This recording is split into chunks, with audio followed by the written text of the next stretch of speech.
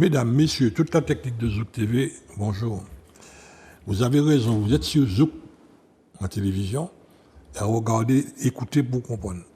Et nous vous remercions et vous disons, faites tout ce qu'il faut pour aller jusqu'au bout, pour pouvoir entendre et comprendre ce que va nous dire notre invité, M. David Zobda, maire de Lamentin et premier vice-président, deuxième vice-président de la CACEM. Donc je le rapproche un peu de l'avantage de la présidence. C'est son tour de manège là maintenant. Non, ça ne sera pas au prochain mandat, ça sera autour de Chelcher. Non, ça sera autour de Fort-de-France. Pardon. Là, c'est Chelcher et ça sera Fort-de-France. Enfin, merci d'avoir répondu favorablement à notre invitation. Moi qui vous remercie et je profite pour saluer l'ensemble des téléspectateurs qui nous regardent. Dans le même temps, je vous présente mes sincères condoléances. Vous avez perdu un Lamentinois, un brillant monsieur. Félix Orestil. On a perdu Félix Orestil, qui était un homme engagé, qui était un journaliste performant, un photographe aussi très, très avisé, avec des clichés qui sont liés à toute l'histoire politique, mais pas que politique, mais aussi patrimoniale du Lamentin et de la Martinique, et qui a une réserve de photographie extraordinaire. Et c'était aussi un journaliste très engagé, mais aussi un Lamentinois très affirmé. Donc on perd quelqu'un de remarquable. Et je profite de votre antenne pour adresser encore une fois mes très sincères condoléances à ses enfants et à ses parents proches. Nous nous associons à ces condoléances, d'autant que c'était une très bonne plume. Oui, c'était une excellente plume. Il a d'ailleurs été président du syndicat des journalistes de Martinique. Il a travaillé en Afrique, il a travaillé à Madagascar, il a travaillé un peu partout. Il a sillonné un peu le monde en France métropolitaine. Et il va laisser le souvenir d'un homme qui avait des idées très claires, qui avait un engagement très précis et qui portait en lui l'idée de construire dans l'esprit de la démocratie, l'esprit de l'ouverture et de la responsabilité locale une Martinique plus forte. Enfin, ceux qui sont intéressés pour connaître un peu sa vie, ils vont trouver dans ce journal Justice. Oui, il a travaillé d'ailleurs longtemps au journal Justice. Il a été le journaliste, directeur de la rédaction et journaliste en chef de Justice. Oui. Ok. Monsieur le maire, la vie évolue, elle avance. Oui, elle nous attend pas. La nature fait ses petites affaires tranquilles. Et nous avons soulevé un sujet qui vous concerne directement. Et nous nous disons, si vous, maire, vous ne faites pas ce qu'il faut dès maintenant, demain, on viendra vous reprocher dans vos tombes, parce que vous êtes 34 maires, de ne pas avoir fait ce qu'il fallait pour la question de l'élévation du niveau de la mer. Qu'en pensez-vous ? Oui, j'ai déjà eu l'occasion ici d'en parler, puisque j'avais eu le plaisir et l'honneur d'avoir été invité à une de vos émissions il y a peut-être 2 ans ou 3 ans, je ne sais plus. J'avais déjà signalé mon inquiétude, effectivement, pour cette situation de réchauffement climatique qui implique une augmentation du niveau de la mer et qui va, de toute évidence, et qui impacte la Martinique. Ça impacte déjà la Martinique. Oui, d'accord. C'est ça qui était le plus inquiétant. C'est déjà là. C'est ça le plus inquiétant. Alors oui, c'est vrai que nous devons agir maintenant pour prévenir demain. Et si nous ne le faisons pas aujourd'hui, eh bien, plus tard, on va nous le reprocher. Parce que notre responsabilité aujourd'hui est de faire. On a tous les outils d'analyse, de modélisation des évolutions du niveau de la mer, des évolutions climatiques. Donc on peut, à travers ces modèles mathématiques, pouvoir évaluer à quel rythme les conséquences de la montée des eaux arrivent. Donc on sait très bien qu'il faut qu'on agisse vite. Et le pire, c'est que les modèles que l'on avait, qui fixaient un horizon dangereux ou dans 30-40 ans, ah ben ça va beaucoup plus vite que ça. On est sur 20 ans. On est sur 20 ans, et encore, il y a des modèles qui disent 15 ans. Ça veut dire qu'il faut agir maintenant. Je suis évidemment, comme beaucoup d'autres maires, très concernés. On voit déjà ce qui se passe à Sainte-Anne, aux Salines, on voit ce qui se passe au Diamant, on voit ce qui se passe au Prêcheur, à Sainte-Marie, etc. Donc, il y a quand même des faits qui sont là et qui nous montrent que ça change, et ça change durablement. Bon, donc il faut agir. Sur le Lamentin en particulier, nous sommes extrêmement vulnérables. Oui. Vulnérables sur toutes les zones d'activité économique. puisqu'elles sont quasiment au niveau de la mer. Pratiquement. Ça veut dire que si on a une montée brutale des eaux, toutes ces zones-là, pourvoyeuses d'emplois, il y a environ 10 000 Des emplois, milliers d'emplois. d'emplois qui sont concernés. Mais plus que ça, il y a des investissements qui ont été réalisés par les entreprises en termes d'équipement, en termes de bureaux, en termes d'usines, et qu'il va falloir déplacer et mettre ailleurs. Quand? Alors, quand est-ce qu'on va le faire? Avec quels moyens? Surtout. Et quel ailleurs? Quel délai? Et quel ailleurs? Où ça? Donc, vous voyez, ce sont des questions qui sont extrêmement concrètes et pratiques, sur lesquelles il faut qu'on réfléchisse très vite, et surtout que l'on puisse traduire de manière très précise dans le schéma d'aménagement régional, Qui est en devenu panne? schéma d'aménagement territorial, Qui était très en panne. Là. qui était en panne. Je l'avais relancé quand j'étais en fonction, mais je n'y suis plus. Je ne sais pas comment ça évolue. J'espère qu'ils vont faire la révision du SAT, parce qu'on ne dit plus le SAR, parce qu'on n'est plus région, on est territoire. Donc, j'espère qu'ils vont le faire assez rapidement. Mais il y a urgence. Mais il y a des enjeux qui sont très très importants et qu'on doit traduire dans le schéma d'aménagement. C'est fondamental. L'autre préoccupation majeure, c'est celle de l'aéroport. Qui a quel âge maintenant? Nous avons comment? Qui a quel âge maintenant? Qui doit avoir une soixantaine d'années. Un peu plus. Peut-être un peu plus. Mais dans sa configuration d'aéroport international, c'est à peu près ça. C'est un vrai sujet qui doit nous permettre non pas d'envisager un autre aéroport ailleurs, parce que je pense qu'on n'a pas un emplacement comme celui-là disponible sur le territoire. On pourrait créer une zone de remblai, un pôle d'air, comme on fait dans certains pays, mais ça va coûter des milliards. Je ne sais pas si c'est faisable. Et ce ne sera pas suffisant. Et ça ne sera peut-être pas suffisant. Donc, on a un aéroport qui tient la route. Je pense qu'il faut commencer à envisager des solutions techniques de protection de cet aéroport et de mise hors d'eau de cet aéroport avec tout un système de captage, de refoulement, etc. etc. Je pense qu'on peut faire plancher les ingénieurs sur cette problématique parce que nous n'avons pas de solution de repli. L'aéroport de secours qu'on avait prévu à Basse-Pointe, je pense qu'il faut oublier ça, c'est terminé. La configuration qui avait été prévue ne permet pas à un avion d'atterrir, c'est pas possible, les professionnels l'ont dit, donc il faut oublier ça. Mais ça veut dire qu'il nous faut renforcer et protéger l'aéroport que nous avons là, trouver des techniques, il y a des techniques qui existent, mais mettons-le, quel que soit ce que ça va coûter, je pense qu'il faut l'envisager. Et puis il y avait aussi une solution de créer une seconde piste en parallèle à la piste principale. Pourquoi ne pas approfondir cette question-là? Parce que ça va devenir vital.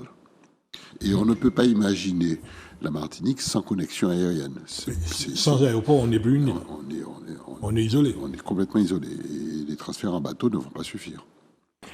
Alors, il y a eu un exemple dans le passé, c'est Guy Laudino, maire à l'époque de Sainte-Marie, qui l'avait fait.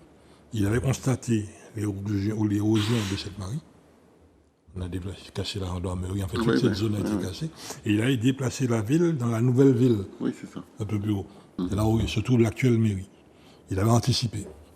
Et aujourd'hui, nous savons qu'autour de la Martinique, on a plus de 10 000 maisons à casser. Oui, c'est le cas au Lorrain, par exemple, ou à Basse-Pointe. Basse-Pointe, où il y a des maisons qui sont en bord de falaise, et la falaise est érognée de jour en jour. Oui. Il y a des situations comme ça dans beaucoup de communes. Oui. Alors, évidemment, c'est la responsabilité des maires de pouvoir déterminer là où on pourrait reloger ces gens-là, mais c'est aussi une responsabilité collective d'envisager à grande échelle une véritable stratégie de mise en sécurité des populations et anticiper en prévenant et en trouvant les espaces nécessaires à une réurbanisation. Alors, il y aura probablement des sacrifices. Il y aura de l'interdiction aussi, de construire de nouveau sur le littoral. Il y aura des interdictions de construire sur le littoral, mais peut-être qu'il va falloir aussi envisager la situation foncière des terrains que l'on va souhaiter réutiliser. Beaucoup de terrains en Martinique, il y a des communes qui n'ont plus d'espace d'urbanisation, soit des terrains agricoles, soit des terrains en forêt vierge domaniale, etc. Bon, comment fait-on? La nécessité faisant loi, je pense qu'on peut anticiper les choses et définir des modalités de reconversion d'une partie du foncier pour accueillir des populations qui sont en grand danger. D'autant qu'il y a Mais ça, beaucoup de ça constructions s'anticipe. précaires. Il y a des conditions. Oui, surtout en littoral. Surtout en littoral. Le littoral était en général réservé à ceux qui n'avaient pas beaucoup de moyens et qui ont construit de manière assez fortuite. Mais c'est aussi le cas des zones pour lesquelles les gens ont construit sur le domaine public maritime, ou les 50 pas. Aussi. Alors, on est en train de régulariser la situation de beaucoup d'entre eux, mais on les installe de ce fait en situation de précarité. Parce que ce sont des zones qui sont, parce qu'elles sont sur le domaine public maritime, parce qu'elles sont sur les 50 pas, en proximité immédiate de la mer, en grand danger potentiel. Donc là aussi, il y a une réflexion à porter. Alors pour revenir au Lamentin, à l'aéroport et autres, quand nous analysons les choses, toute la baie de Fort-de-France, c'est le point stratégique de la Martinique. Oui, oui. Et nous avons eu l'idée de fermer cette baie avec une digue. Initialement, il y a plus de 1 million d'années de ça, la Martinique, la baie de Fort-de-France n'était pas celle qu'elle est aujourd'hui. Elle était plus large. Et, enfin, tout ça est hors d'eau. Et lors d'un affaissement qui s'est passé entre la baie de Fort-de-France et le Robert, on a eu cette partie qui s'est effondrée. Le Lamentin est resté au niveau de l'eau comme le Robert. Et nous, on émet l'idée de faire une digue qui partirait des Andes d'Arlay à Casse-Pilote, avec une écluse ou 2 écluses pour faire le transfert bateau. Et en même temps, ça nécessitera des pompes pour tout ce qui sortira dans le bassin versant pour faire passer de l'autre côté. Parce qu'il est prévu, d'après toutes les études, qu'on puisse arriver à 3 mètres. 3 mètres, ça fera du bruit. Oui, mais... Le Lamentin, votre mairie est sous l'eau. Oui, certainement, mais pas que ma mairie. Non, mais Tout Fort-de-France est sous l'eau. Jusqu'au pied de Pont-de-Chêne, tout ça c'est sous l'eau. Hein. Lamentin est sous l'eau, les zones d'activité sous l'eau, une partie du Cos c'est sous l'eau, etc. Hein. Rivière-Sale n'est pas même palais. Bon, bref, ça veut dire qu'on va perdre une grande partie de notre territoire, et notamment sur les zones d'activité urbaine et économique. Et tout ce qui est dit alors, c'est une solution possible. À étudier. La digue, mais il faut étudier tout ça, il faut chiffrer tout ça. Et surtout payer. Et surtout, il faut aussi envisager les conséquences de ça. Parce que quand on fait un projet, je pense qu'il faut aussi mesurer l'impact de ce projet. Donc l'étude d'impact est nécessaire parce que on ne va pas sauver Saint-Pierre pour couler Saint-Paul. Bon, donc il faut faire l'étude d'impact, vérifier la faisabilité technique de cette opération-là ou d'autres opérations. Il y a peut-être d'autres projets que les techniciens et ingénieurs vont pouvoir sortir de leur imagination ou de ce qui se fait par ailleurs, parce qu'on ne va pas tout réinventer. Mais il faut évidemment chiffrer, il faut mesurer l'impact et ensuite y mettre les moyens. Ça, c'est clair. Alors, quels moyens? Ce sont des travaux qui sont quand même des travaux d'Hercule. Hein. Oui. Faire une digue entre Anse d'Arlay et Casse-Pilote, c'est pas... Non, ça va nécessiter beaucoup de matériaux. Beaucoup de matériaux. D'où le fait qu'on on préconise de faire une dorsale qui partirait de Saint-Pierre vers le Marin, un tunnel. Et on pourrait faire les différentes... Vous raisonnez comme les Réunionnais. Oui, il ne faut pas hésiter à faire les... Vous partez sur de grands projets et puis vous demandez à l'État de nous financer. Mais dans le cadre de la réparation, c'est une réparation. Probablement, on peut y mettre le terme qu'on veut. Mais en tout cas, je pense qu'on ne peut pas exclure une réflexion très large sur les solutions possibles. À la fois les solutions de protection, des solutions environnementales assez certaines. Des solutions d'abandon. Et de solutions, oui, à l'évidence. À l'évidence. Une bonne partie de Sainte-Anne sera abandonnée. On sera obligé d'abandonner une partie de ce qu'est aujourd'hui la Martinique, hein, ça c'est clair. Mais ce sont des scénarios assez pessimistes qui nous attendent sur une île qui sera très impactée par la montée des eaux. Malheureusement, on ne sera pas les seuls. Toutes les îles de la Caraïbe seront logées à la même enseigne que nous.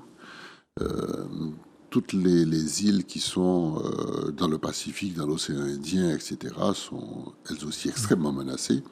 Il y a des îles, par exemple, dans le Pacifique, qui sont quasiment à fleur d'eau et qui vont tout de suite disparaître. Tout de suite disparaître. Donc, mais il y a aussi des pays entiers, des pays en Asie du Sud-Est, qui seront aussi très, très impactés. Donc, il y a une menace très certaine sur les zones d'habitat dans le monde. Ça veut dire qu'on va assister à des déplacements de population massifs. Oui, on aura dans le temps. Donc il y aura nous aurons des migrants. des rééquilibrages à voir ou des surpopulations par endroits. Bon, il y aura un bouleversement terrible de la vie humaine sur Terre. Mais ce sont des choses qui sont annoncées par les scientifiques. Et qui sont provoquées par nos propres activités. Hein. C'est ça le pire. C'est ça le pire. Donc on est en train de se mettre en grand danger nous-mêmes. Et les scientifiques disent que dans le golfe du Mexique, il faudra compter 3 mètres d'élévation. Or, nous sommes en plein dans le golfe. Oui, mais ce sont des hypothèses de calcul qui conduisent à ça, et c'est très inquiétant.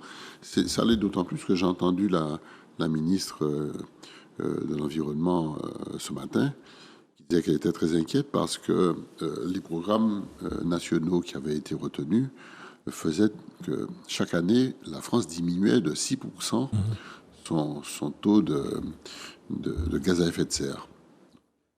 Et cette année, on n'est même pas à 0,5% de diminution. Donc ça veut dire qu'il y a un ralentissement de la diminution. Donc ça veut dire que les activités ont recommencé à créer du gaz à effet de serre en France. Donc il faut relancer une dynamique, mais il ne faut pas que ça soit la France seule dans son coin qui fasse ça. Il faut qu'il y ait une stratégie globale, mondiale. Or, on se rend bien compte que certains États refusent de signer les traités, et Trump.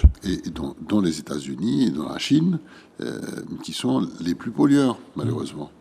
C'est eux qui font, à eux deux, je crois qu'ils font 50% des inconvénients, mais eux ne signent pas. Parce que ça remet en cause une partie de leur activité économique. C'est ça le problème. Donc, on est dans cette difficulté, on n'arrive pas à avoir un accord mondial, et on demande à chaque petit pays, de son côté, de faire un effort maximal. Bon, une équation qui est difficile à résoudre. Hein. Dans le même temps, concernant le Lamentin, il y a la reconquête de toute la mangrove. Ce qu'on est en train de faire. On a un programme, on a une stratégie de reconquête de la mangrove qui s'appelle le programme Réciprocité. On était d'ailleurs sur place avec le secrétaire général de la préfecture pour lui montrer un peu ce que l'on fait. Et on le fait en lien avec les entreprises qui sont sur les zones.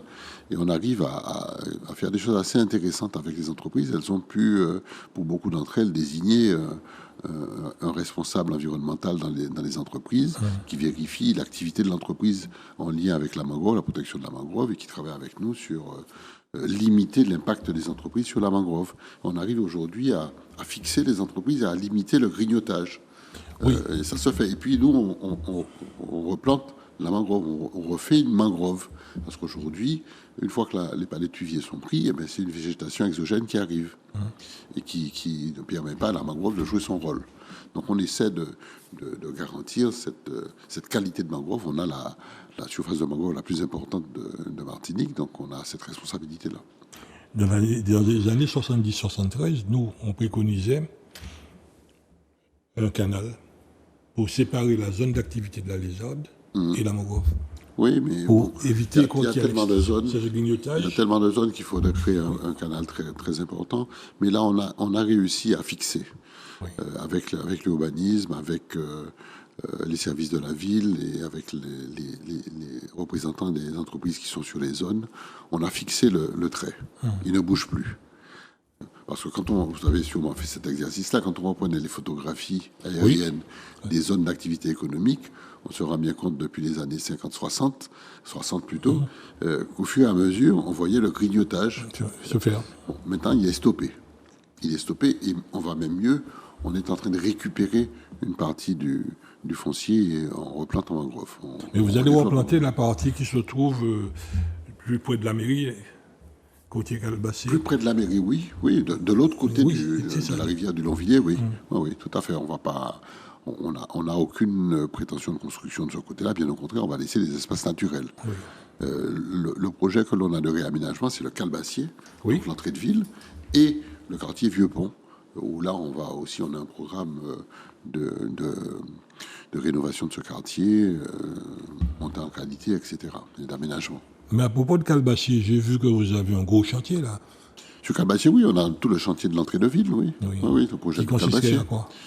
Il y a là où il y a aujourd'hui des voitures juste à côté de la mairie, il y a un grand projet. Alors non, le parking. Alors, on fait un parking provisoire. C'est un parking provisoire, mais qui est très utilisé. Mais non, on a un projet d'installer là la vraie place de la ville telle qu'elle était à l'époque, en y remettant la fontaine que vous avez certainement connue dans vos jeunes années. Oui. Elle est là et on va la remettre au centre. Et puis tout autour, on va faire des bâtiments. Un hôtel 3 étoiles sera prévu, une résidence étudiante parce qu'on a une très forte demande de résidence étudiante. De l'autre côté, du côté de la mairie, on va faire des programmes de logement en mixité avec des personnes âgées et des jeunes couples. On va créer aussi un bâtiment administratif qui sera le complément de l'actuelle mairie pour reloger nos services qui sont Dans l'ancienne mairie. qui sont dans l'ancienne mairie et ailleurs, puisqu'on loue des espaces partout. On disait à l'époque, quand Pierre Samo avait construit la nouvelle mairie, que Pierre Samo avait construit son Yamoussoukro, en lien avec ce qu'avait fait Oumfouet Boigny en Côte d'Ivoire. Mais on se rend compte aujourd'hui que la mairie est trop petite. Tout simplement parce que aujourd'hui, on a une mairie qui correspond à une ville de 42 000 habitants. Donc on prendra l'un des bâtiments en proximité de la mairie, qui sera un bâtiment administratif, mairie, et on créera la passerelle avec la mairie pour faire la continuité de service. Voilà, donc il y aura toute une série de bâtiments. Et un rez-de-chaussée de tous ces bâtiments-là, il y aura une galerie commerçante, restaurant, boutique, etc., etc., pour créer une animation. On va reprendre aussi le bord de rivière du Longvilliers pour en faire un espace de promenade, famille, enfants, etc. On avait imaginé de faire un parking souterrain, mais compte tenu des contraintes hydrologiques, d'ailleurs, ça nous aurait coûté 40 millions de plus de faire le parking en sous-sol. Donc on a abandonné cette idée. Les parkings seront plutôt de l'autre côté de la rivière. Et concernant l'ancien hôpital? Alors, sur l'ancien hôpital, on a plusieurs projets. On a un plan d'aménagement global. On a environ 4 hectares et demi, 4 hectares et demi à 5 hectares de foncier disponible appartenant à la ville. Nous avons donc prévu une zone d'habitat, une zone de foncier destinée à l'immobilier d'entreprise. Parce que là aussi, on a une très forte demande. Il faut que ça soit... c'est un peu... un des moteurs de ce que je veux faire avec le foncier du Lamentin. Il faut que ça soit un foncier qui soit utilisé comme étant un levier de développement économique. Je ne voudrais pas que ça soit un foncier qui soit mort, utilisé pour des activités qui ne génèrent pas d'emploi, qui ne génèrent pas de progrès social, qui ne génèrent pas de progrès économique. Au contraire, on a trop peu de foncier disponible. Celui que l'on a, il faut le valoriser, il faut qu'il permette un levier de développement. Donc on aura des pépinières d'entreprise, on aura aussi un espace qui sera réservé au numérique, toutes les startups numériques, etc. Puisque le hub, pas le hub, mais le data center, le big data center sera pas loin, derrière le lycée de Petit Manoir. Donc il y a une connexion évidente avec des entreprises travaillant sur le numérique. Et puis, tout en bas, où il y a le bâtiment le plus récent, celui qui était la néphrologie, où il y avait la néphrologie à l'époque, les gens... C'est un grand bâtiment sur 5 étages où il y a près de 15 000 mètres carrés de plancher. Là, on va utiliser ce bâtiment pour installer ce que j'appelle le Caribio Park. Le Caribio Park, c'est un écosystème d'entreprise qui sera positionné là et qui travaillera à la fois sur la recherche fondamentale, la recherche appliquée, sur la fabrication de médicaments, etc., etc. Donc il y aura une vraie pépinière d'entreprise qui utilisera les nouveaux leviers de développement économique qu'on a identifiés comme étant des champs possibles de mutation de l'économie martiniquaise. Alors, par rapport au réchauffement climatique, est-ce que vous avez prévu de végétaliser les toitures? Végétaliser les toitures. De cet espace-là? Oui. Pas forcément, mais non, j'ai pas. On a évidemment retenu la construction de bâtiments à haute qualité environnementale. Alors, est-ce qu'on va végétaliser? Je ne sais pas. Mais sur les bâtiments de l'entrée de ville, du Calbassier, les façades seront végétalisées. Et c'est ça l'essence du projet. L'architecture sera une architecture à double pot pour permettre l'implantation de... Vous avez probablement déjà vu les maquettes que l'on a fait circuler déjà, mais les façades seront à double pot pour permettre justement la végétalisation des façades.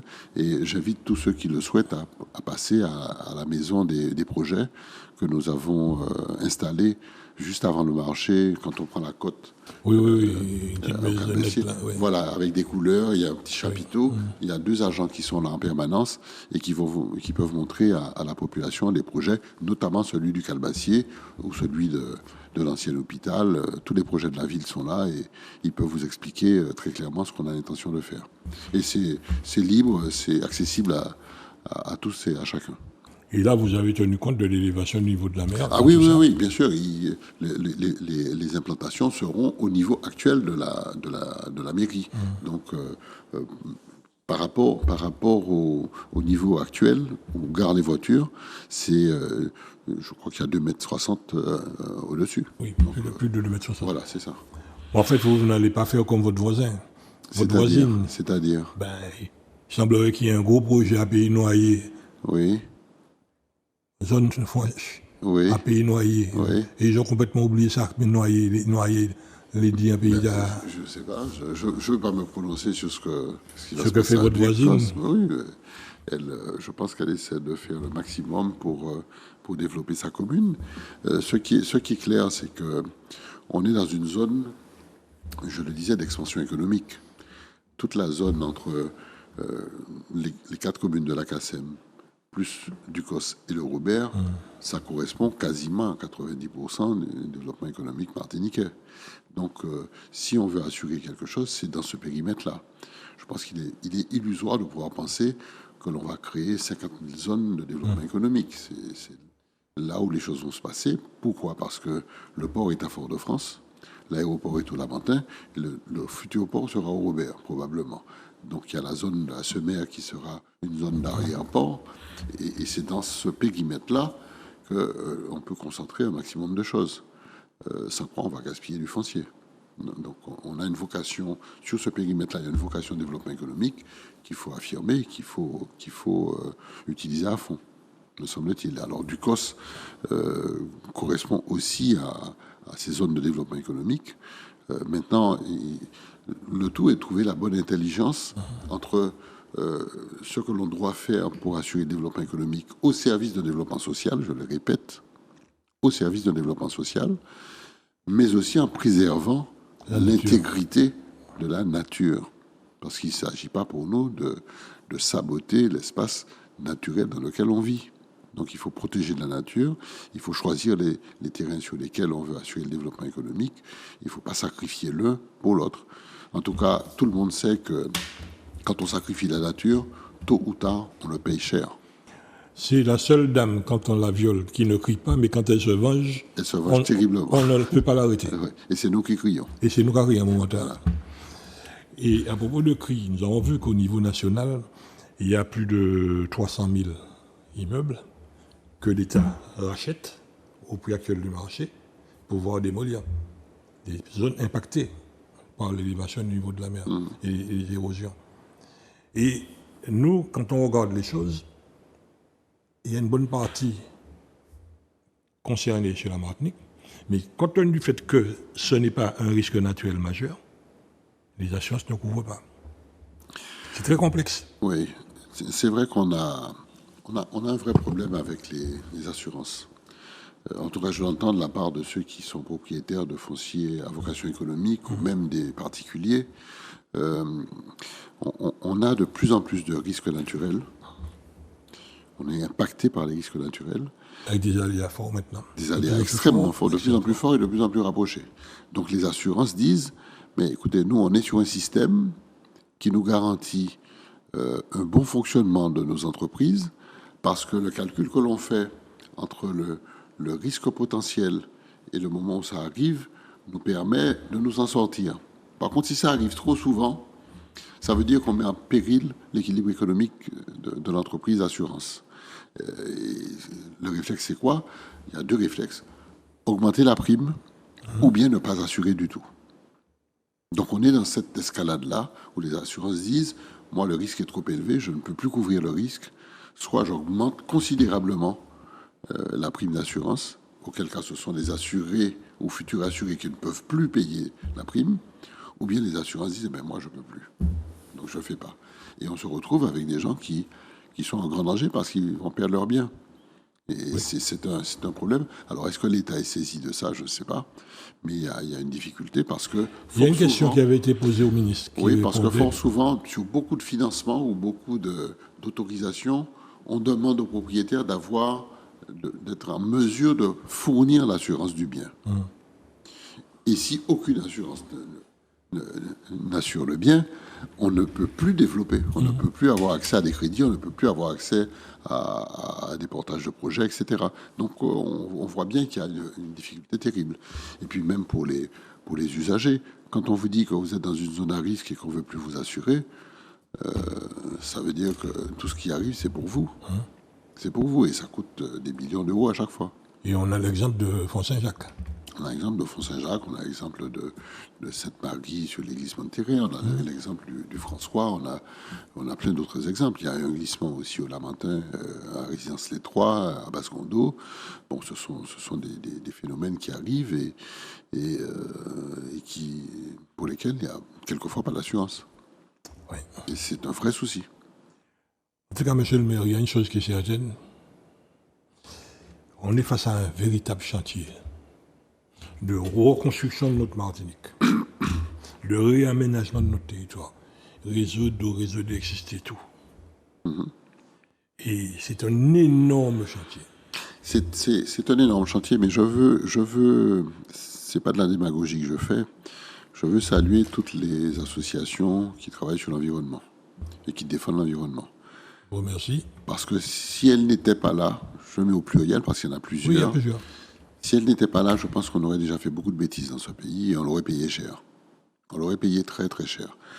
Donc je veux saluer l'esprit éclairé de ceux qui dirigeaient ces associations. Et si aujourd'hui on a une prise de conscience, c'est bien grâce aux travaux qui ont été effectués dans le temps par toutes les associations environnementales. Et Pierre Davidas, à l'époque, que beaucoup de jeunes ne connaissent pas, a suffisamment éveillé les consciences. Et beaucoup de choses qu'il disait se réalisent là aujourd'hui. Oui, mais c'est pour ça qu'il faut aujourd'hui que l'on soit très vigilant et que c'est un peu ce que j'essaie de faire, de délivrer des permis avec parcimonie, avec intelligence, avec clairvoyance surtout, et en m'entourant de tous les avis possibles. Et ça, il faut vraiment être à cheval sur ça. Et puis, je pense qu'il faut réaffirmer aussi un certain nombre de volontés sur la manière de construire, sur les outils que l'on utilise dans la construction du bâtiment pour que ce soit des constructions durables. Quand je dis durable, c'est solide, mais c'est aussi économe en termes d'énergie, en termes de fonctionnement. Voilà, donc il faut que la Martinique commence à réfléchir comme ça et on va progressivement revenir à une manière de construire qu'on avait dans le temps. Oui. Qui était beaucoup plus en phase avec, avec la climatologie. Voilà. Climatisation naturelle. Voilà, je pense qu'on va arriver sur ça. Peut-être un peu renforcé parce que les événements cycloniques sont de plus en plus violents. Donc ça veut dire qu'il faut les normes de calcul, qu'elles soient le plus élevées possible pour que la résistance des matériaux soit là. On a aussi des phénomènes sismiques qui sont extrêmement violents, mais l'avantage, c'est que les constructions en bois ou les constructions légères sont moins soumises aux aléas élémentaires que le béton en particulier. Mais les règles antilles ont leur sens. Et je pense qu'on peut utiliser aussi tous nos ingénieurs qui travaillent dans Bâti Soleil actuellement. Pour fixer de manière définitive les règles de construction et que chacun les respecte. Et nous avons un savoir-faire qu'il faut faire savoir. Et nous avons devant nous tout le marché caribéen. Oui, c'est ça. Alors ça, c'est une chance. C'est une chance énorme. C'est une chance parce que dans l'idée de l'intégration au CARICOM, il faut développer l'idée qu'on n'est pas uniquement sur un champ de développement de marché. Ça peut inclure aussi des échanges dans tous les autres domaines. Ça peut être celui de la santé, pour lequel on l'exemple de Cuba. On les référencé. Ça peut être aussi le cas de la construction, où nous avons déjà ici des normes antilles qui ne sont appliquées nulle part. Donc dans l'idée de construire un parallèle normatif entre les différents pays de la Caraïbe pour harmoniser un peu tout ça, je pense qu'on a une carte très importante à jouer en matière de construction, bâtiments et travaux publics. Mais là, actuellement, il y a une chose que nous saluons, l'alignement des planètes. Aujourd'hui, nous travaillons très facilement avec l'ADL. Oui, oui, oui, ça c'est vrai, ça c'est vrai. Ça c'est vrai, je dois le dire. Ça n'a pas toujours été le cas. Non, non, On avait plutôt une attitude conflictuel. conflictuelle et répressive de l'ADL. Moi, j'avais plutôt souhaité qu'il y ait un accompagnement des services de l'ADL et une forme d'accompagnement préventif sur les projets que l'on porte. Je constate qu'aujourd'hui, c'est le cas. Aujourd'hui, nous avons le dis. une directrice dite très dynamique. Très dynamique et très Très à opérationnelle, l'écoute. très à l'écoute et qui travaille par anticipation. C'est-à-dire que sur les sujets, mais évidemment, on les prend en amont et on essaie de trouver des solutions. Et c'est le cas, par exemple, sur le Calbassier, où on a travaillé de manière très étroite avec la DEAL sur ce projet et on a défini ensemble le périmètre d'études. Ensuite, on est en phase de terminer une étude hydraulique de ce périmètre-là. Et à partir de cette étude hydraulique, on va définir aussi une étude d'impact de ce projet sur le reste. Donc ça, c'est en bon terme et en bonne intelligence avec les services de l'ADL pour me permettre de signer en toute tranquillité, en toute quiétude et en sincérité, mais surtout en confiance, un permis de construire probablement au mois de septembre. Oui, concernant toute cette zone, nous avons un sérieux souci à Moncabri, où on a beaucoup d'enfants qui vont faire de la Voile. voile, pas à voile, faire baignade des La autres. voile, la voile. Et les dernières analyses qu'on a eues, et à l'époque, quand nous avions interrogé l'ARS, ils disaient c'est le maire qui doit faire les analyses, pas nous. Les analyses de quoi? De l'eau, la qualité de l'eau, de De baignade. quelle eau? Le baignade. L'eau Le de baignade baignade de Moncabri, Oui. qui est une véritable piscine chimique. de la baie. Oui, qui est une véritable piscine chimique, du fait de la pollution venant de l'activité qu'on a à la Lézarde. Y Alors, compris mais qu'on a beaucoup diminué. Qu'on a beaucoup diminué. Il y avait effectivement une pollution qui venait de la Lézarde, de la zone de la Lézarde, et qui était réalisée par les entreprises qui étaient. Il y a des entreprises classées Céveso qui sont sur la zone de la Lézarde. C'est d'ailleurs une difficulté, puisque jusqu'à maintenant, nous n'avons qu'une seule entrée et sortie de cette zone. Et on a des entreprises à risque Oui. potentiel. Donc ça, c'est un sujet. Mais nous avions aussi des entreprises qui étaient en bord de mangrove, et notamment les services de la DDE, que vous avez bien connus, et les garages de la DDE étaient là, et les affluents, les huiles et tout ça étaient dans la mangrove. Il y a le lavage des camions d'ordures juste dans la mangrove. Juste à côté, bon, tout ça, ça a cessé. Ça a cessé, le garage n'est plus là, il est remplacé par un garage CTM, mais avec des règles de fonctionnement qui sont très strictes aujourd'hui. Il n'y a plus rien n'est déversé dans la mangrove. C'est pareil pour l'entreprise de camions et de déchets d'ordures ménagères qui était là, où il y a maintenant un protocole de lavage et de dégraissement qui est respecté. Donc, il n'y a quasiment plus de pollution issue de la zone de la Lézarde vers la mangrove de Moncabri. Cependant, il y a quand même la rivière du Longvilliers, il y a la rivière de Gondo, il y a la Lézarde, tout ça, ça arrive dans la baie. Oui. Bon, Et toute la pollution tellurique. Et ça, ce sont des conséquences des bassins versants qui sont bien au-dessus du Lamentin. Alors, l'ACASEM, dans son programme d'assainissement de la baie, a entrepris depuis des années un programme de contrôle de ce qui est rejeté dans les rivières. Donc, on a une amélioration progressive de la situation, et les derniers résultats que nous avions du contrat de baie montraient que les eaux de la baie étaient redevenues conformes. Évidemment, c'est un combat de tous les jours, hein, Ah oui, parce qu'on il a peut fallu- faire des il a analyses fallu aujourd'hui, et puis il y a un type qui jette n'importe quoi un peu plus haut, du côté du Gourmand ou de Saint-Joseph, et puis ça pollue, parce que la rivière Lézarde emmène tout ça. Bon, donc c'est un contrôle de tous les jours, mais néanmoins, les travaux généraux effectués sur tout le bassin versant donnant sur la baie, depuis Trois-Îlets, en passant par Rivière-Salée, Ducos, etc., jusqu'à Fort-de-France, en incluant les pays de l'intérieur, Saint-Joseph, Gourmand, etc., commence à avoir des résultats. Donc on a des situations intéressantes. L'idée que nous développons aussi pour protéger encore plus Moncabri, c'est de récupérer, avec l'accord de la collectivité territoriale et de l'aviation civile, les terrains qui sont à l'entrée, juste à l'entrée du chemin qui mène à Moncabri, et d'en faire un espace reboisé en mangrove, et un autre espace qui serait utilisé comme zone de parking pour permettre aux gens d'aller soit à pied à Mont-Cabri, soit en petit vélo électrique ou des choses souples, légères, ou bien une petite navette électrique qui irait à Mont-Cabri pour amener les gens. Donc vous voyez, on cherche des solutions pour nous permettre encore de remettre la nature à sa place. Et vous avez un investissement à faire là Pour le chemin, oui, je sais, on a un investissement à faire, notamment sur quelques zones qui s'enfoncent régulièrement.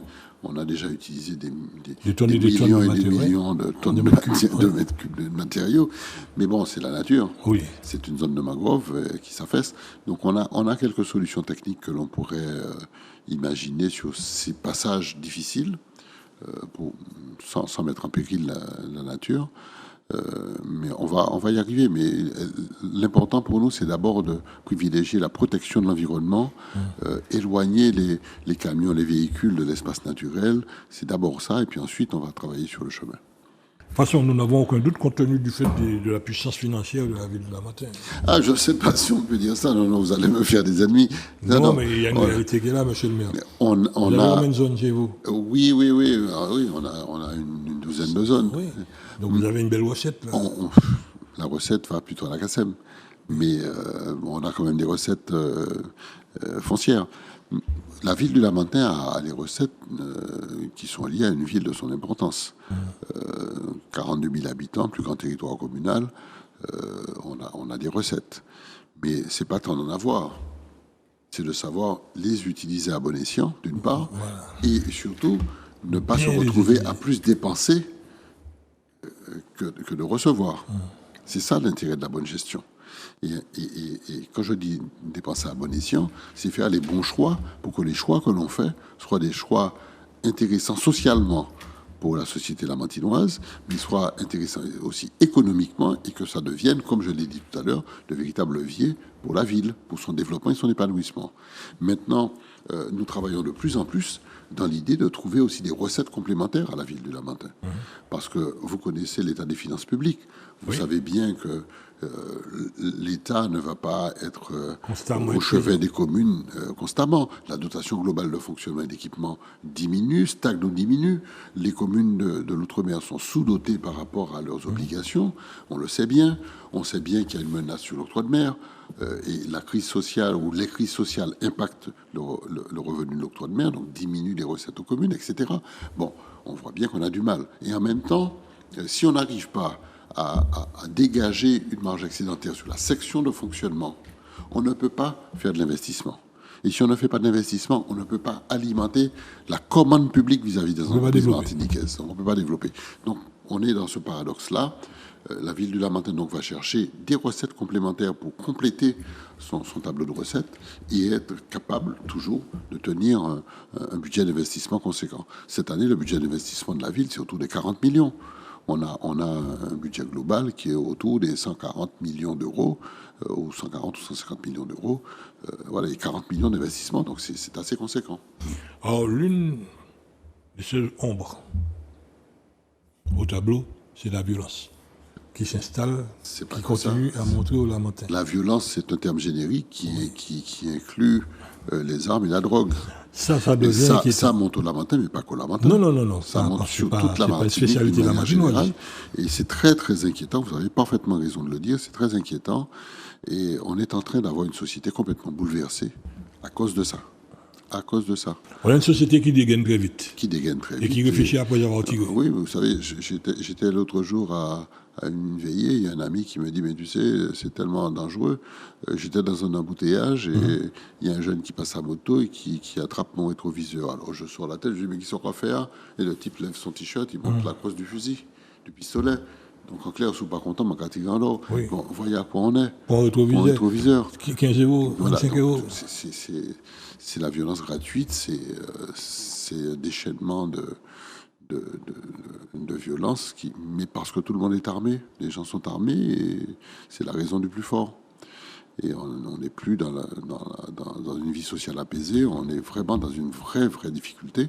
Sur le Lamentin, vous avez raison de le dire, et comme les autres communes, nous sommes impactés, et j'essaie de prendre un certain nombre de mesures.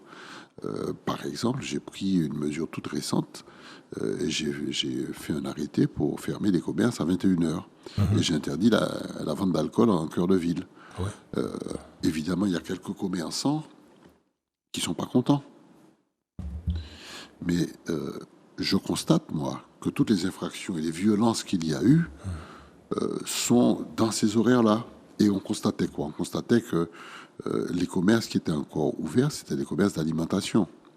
C'est pas celui qui vend la robe, c'est pas celui qui vend le téléphone portable, c'est pas celui qui vend les accessoires. Le quincaillier, il est déjà fermé. Donc c'est ceux qui transforment leur commerce. En clair, il y a des gens qui avaient en cœur de ville des petites boutiques qui vendaient de l'alimentation de base. Et puis à 19h, ils commençaient à devenir bar. À 21h, ils commençaient à mettre les grillades sur le trottoir, à mettre des sonos, etc., jusqu'à pas d'heure le matin. Évidemment, ça dégénère. Évidemment, il y a autour de ça un trafic de drogue qui se développe. Il y a les agité du bocal qui arrivent. Et bien, c'est comme ça qu'on a retrouvé un mort il y a quelques mois qui a pris un coup de couteau. C'est comme ça qu'on a des dérapages. Et on sait très bien qu'il y a un trafic de drogue qui tourne autour de ça. Donc, je prends l'arrêté et j'exige que les commerces soient fermés à 21h.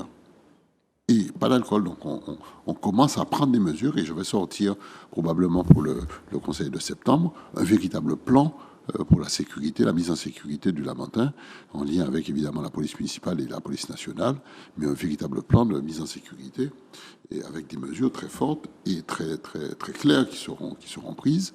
C'est pareil pour les VHU.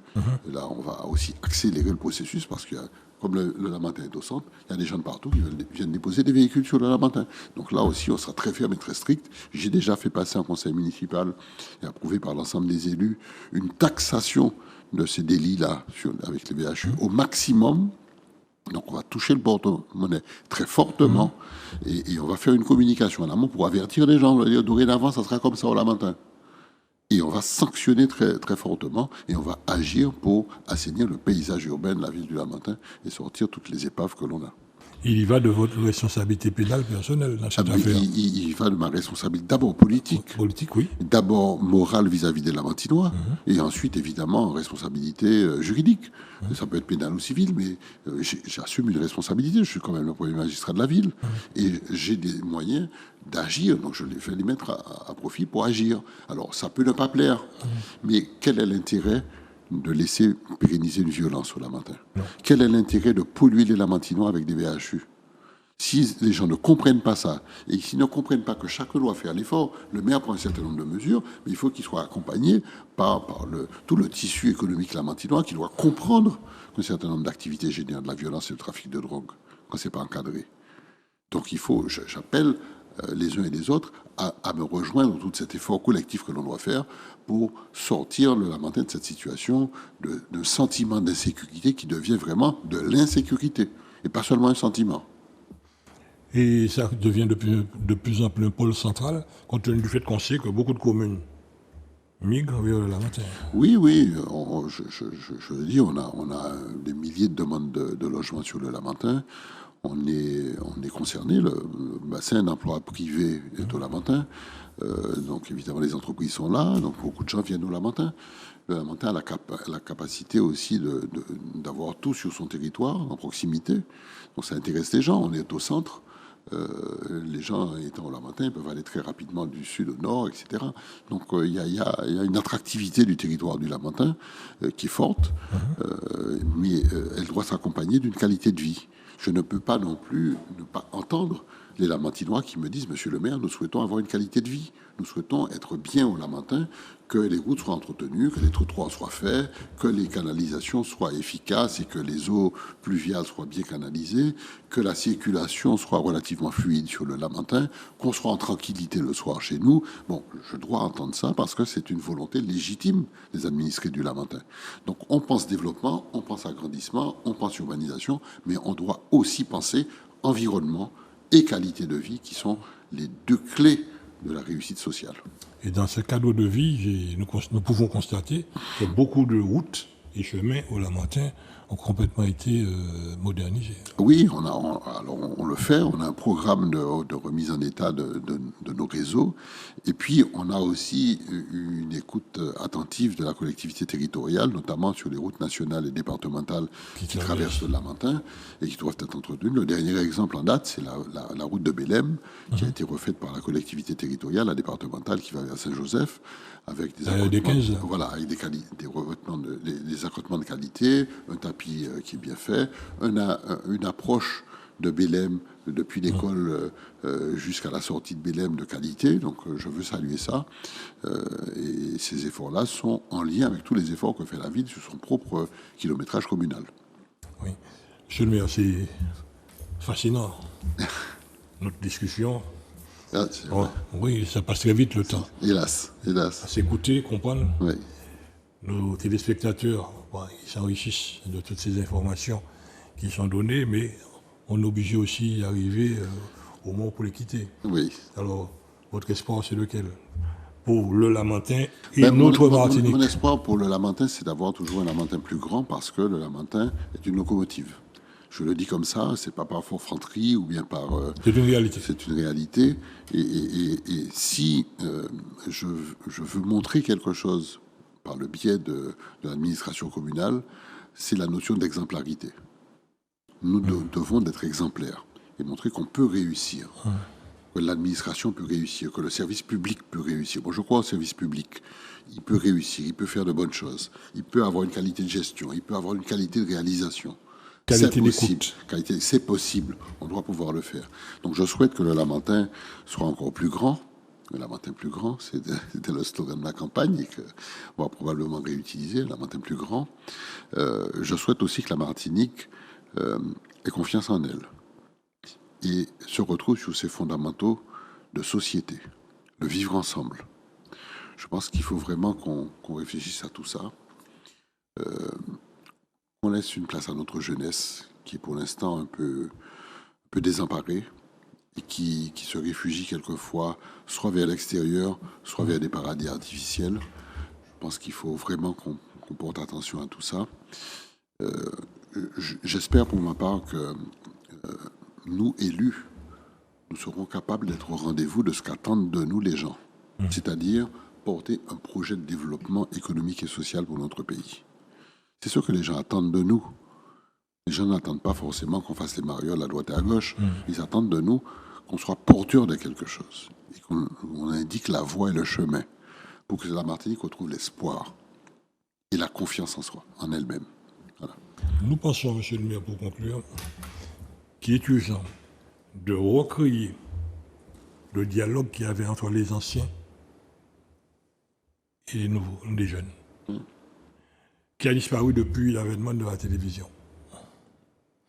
Hier, on pouvait s'asseoir là, discuter jusqu'à ce que la tour dévissée, et on pouvait échanger. Aujourd'hui, nous n'écoutons pas. Les jeunes et les jeunes ne nous écoutent pas. Et c'est pourquoi on va vers cette dérive. Donc, écouter pour comprendre, c'est une nécessité première pour la Martinique. Et c'est d'ailleurs le thème de l'émission. Et ceci pour une Martinique autrement. Merci encore, monsieur le maire. Merci, c'est moi qui vous remercie beaucoup. Et à très bientôt.